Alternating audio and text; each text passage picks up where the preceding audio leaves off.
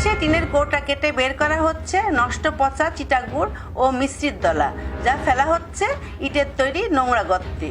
সেখানে পায়ে মারিয়ে মেশানো হচ্ছে হাইড্রোজ, ফিটকিরির মতো ক্ষতিকর কেমিক্যাল। তারপর সেগুলো চুলায় জ্বালিয়ে তৈরি করা হচ্ছে ভোক্তাদের শখের গুড়, যার মধ্যে নেই আখের রসের ছিটে ফোটাও।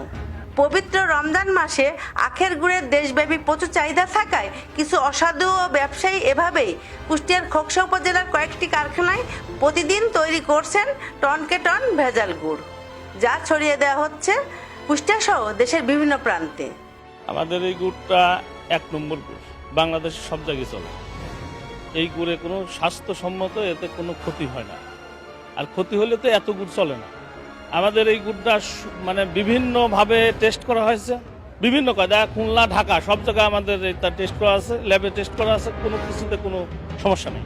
হাতে মোজা আছে, হাত পাও একদম আপনার পাওটা যে ধুয়ে নামে আবার উঠে পড়ে, এইটুকুই, তাছাড়া আর কোনো কিছু নাই এখানে। সারা বাংলাদেশ সব জায়গায় চলে। এখানে মিনিমাম আপনার 30 থেকে 35 মিনিট জাল হয়। জাল হওয়ার পরে ঢালে দেওয়া হয়, তারপরে হচ্ছে এই জায়গায় লাইড়িয়ে ভালো করে দানা ধরে নিয়ে তারপরে হচ্ছে টিনে ঢালা হয়। টিনের পরে এটা হচ্ছে কারণ অল বাংলাদেশেই চলে, আমাদের বাংলাদেশের ভিতর সব জায়গাতেই চলে।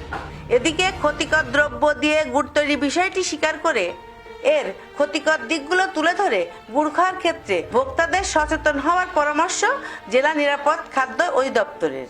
গুড়ের একটা আনুষঙ্গিক উপায় হচ্ছে যে আমাদের আখের যে গুড়টা, আসলে এই গুড়টা আসলে মূলত আখের রস থেকে তৈরি হওয়ার কথা, কিন্তু আজকাল দেখা যাচ্ছে যে এর সাথে আখের রস তো তারা দিচ্ছেই না। এর মধ্যে আপনারা দেখা যাচ্ছে চিটা গুড়, এর সাথে হাইড্রোজ, ফিটকিরি এবং অ্যারারুট বালি দিয়ে তারা গুড় তৈরি করতেছে। দেখেন, যেহেতু আমাদের গুড়ের কোনো একটা উপাদানই এখানে মানসম্মত না, এটা স্বাস্থ্যের জন্য খুবই ক্ষতিকর। এবং দেখা যাচ্ছে যে এই গুড়গুলো যারা তৈরি করছে তারা এখান থেকে বিভিন্ন মার্কেটে তারা সয় লাভ করে দিচ্ছে। তো আমরা আসলে নিরাপদ খাদ্য কর্তৃপক্ষ থেকে আমাদের যে সার্বিক মনিটরিং কার্যক্রম সেটা চলমান আছে। আসলে আমরা মনিটরিংকে তাদেরকে আসলে পরামর্শ দিয়ে থাকি যে আসলে এগুলো ব্যবহার করা যাবে না। আর এগুলো আসলে আমাদের যারা ভোক্তা তাদের প্রতি পরামর্শ হলো এই ধরনের গুড় আমাদের মানুষের খুবই ক্ষতিকর, বিশেষ করে আমাদের যে পাকস্থলী যেটা, সেখানে কিন্তু তার ক্যান্সারের সম্ভাবনা থাকে এই হাইড্রোজগুলো খাওয়ার কারণে। আর ভোক্তা অধিদপ্তরের কর্মকর্তারা বলছেন, খাদ্যে ভেজাল মিশ্রণকারীদের বিরুদ্ধে অভিযান অব্যাহত রেখেছেন তারা। গুড় তৈরির কারখানাগুলোতেও চালাবেন অভিযান, নেবেন জড়িতদের বিরুদ্ধে আইনগত ব্যবস্থা। কোথাও যদি কোনো অনুমোদিত, অবৈধ বা অনুমোদিত উপাদান দিয়ে কোনো খাদ্যপণ্য উৎপাদন, প্রক্রিয়া, বিপণন হয়, অবশ্যই তার বিরুদ্ধে কঠোর আইনগত ব্যবস্থা নেওয়া হবে। আর যে কোনো অস্বাস্থ্যকর, অনিরাপদ পণ্য বিক্রয়ের জন্য সংরক্ষণ বা মজুত করার ক্ষেত্রেও আইনগত বাধা রয়েছে।